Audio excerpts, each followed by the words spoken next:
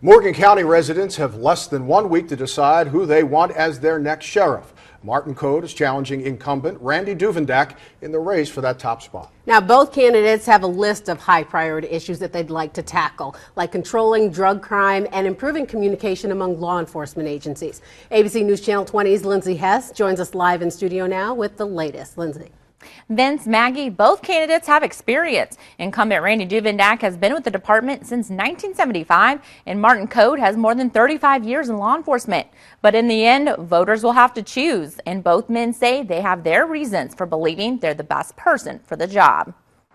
Campaign signs line the streets of Morgan County, residents showing support for either incumbent Randy Duvendak. I've worked hard here ever since, I've been here since 75, been sheriff since 06. Or challenger Martin Code. It's time for a change. The first change Code says he would make as sheriff is implementing 24-hour patrol. Crime doesn't stop at 3 in the morning just because the deputies go home.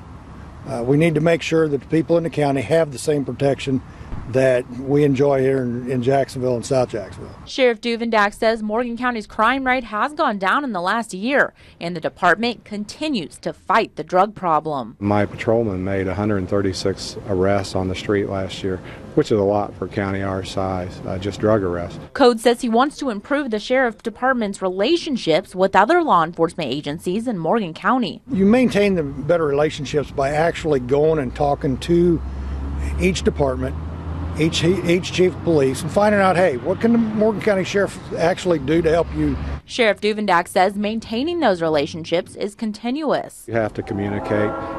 Thankfully, we're a small enough community that we all know each other. So we a lot of times we have a meeting if we have a disagreement on something or we think an issue could have been handled better. We'll sit down and we'll talk about it. In the final leg of the sheriff's race, both men are working to prove they're the best for the job. I bring a lot of good background with me when I come up. And yes, I will get you 24-hour patrol. I do intend to be very proactive and keep my officers being very proactive.